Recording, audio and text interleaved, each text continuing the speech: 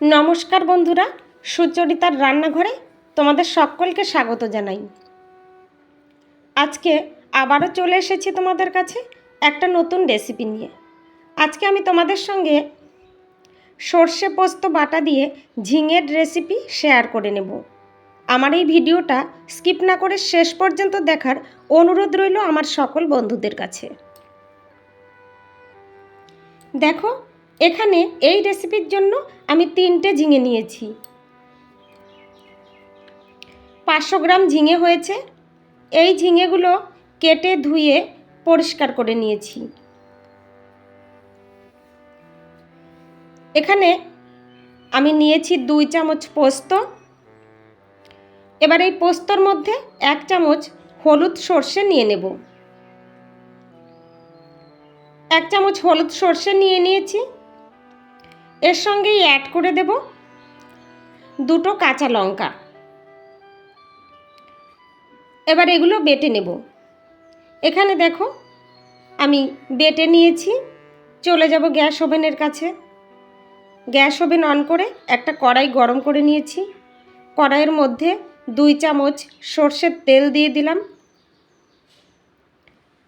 তেলটা খুব ভালোভাবে গরম করে নেব। আর একটু নেড়ে চেড়ে কড়াইয়ের গায়ে ভালোভাবে লাগিয়ে নেব। এই তেলের মধ্যে ফোড়ন দিয়ে দিলাম 1/2 চামচের থেকে একটু কম কালো জিরে, আর দিয়ে দিলাম একটা শুকনো লঙ্কা। এগুলো একটু নেড়ে চেড়ে নেব, ফোড়নটা হালকা ভেজে নেব। এবার এর মধ্যেই দিয়ে দিলাম ঝিঙেগুলো। ঝিঙে দিয়ে দিয়েছি। এবার এগুলো একটু নেড়ে চেড়ে তেলের সঙ্গে ভালোভাবে মিশিয়ে নেব।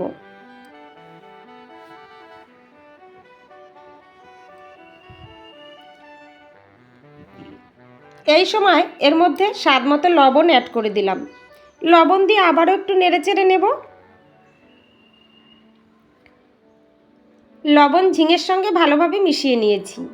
এবার এর মধ্যে দিয়ে দিলাম 1/2 চামচের থেকে একটু কম কাশ্মীরি লাল লঙ্কার গুঁড়ো। এই কাশ্মীরি লাল লঙ্কার গুঁড়ো আমি একটা সুন্দর কালারের জন্য ব্যবহার করেছি, কারণ এই রান্নায় আমি কোনো হলুদ গুঁড়ো ব্যবহার করব না। লঙ্কার গুঁড়োটা দিয়ে একটু নেড়ে চেড়ে নিলাম। এবার এর মধ্যে দিয়ে দিলাম 1/2 চামচ চিনি।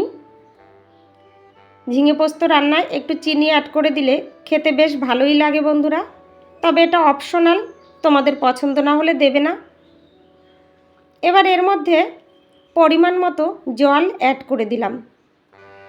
জল দিয়ে একটু নেড়ে চেড়ে নেব। ঝোলের সঙ্গে ঝিঙেটা ভালোভাবে মিশিয়ে নেব। এবার ঢাকনা দিয়ে ঢেকে দিলাম। ঢাকনা দিয়ে ঢেকে 5-6 মিনিটের মতো রান্না করে নিয়েছি। 5-6 মিনিট পর ঢাকনা তুলে দিয়েছি।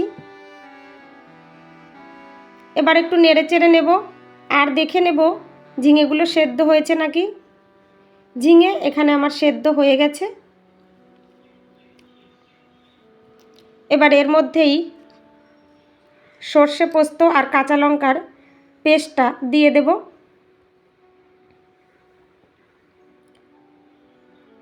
এখানে আমি সর্ষে পোস্ত বাটাটা দিয়ে দিলাম। বাটা মশলাটা দিয়ে একটু নেড়ে চেড়ে নিলাম। এই সর্ষে পোস্ত বাটা দেওয়ার পরে 3-4 মিনিটের মতো রান্না করে নেব।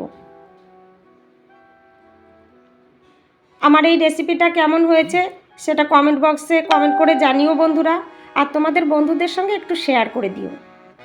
তোমরা যে সমস্ত নতুন বন্ধুরা আমার এই ভিডিওটা দেখছো অথচ আমার চ্যানেলটা সাবস্ক্রাইব করোনি, তোমাদের কাছে অনুরোধ রইল আমার চ্যানেলটা সাবস্ক্রাইব করে পাশে থাকা বেল বাটনটা প্রেস করে রেখো।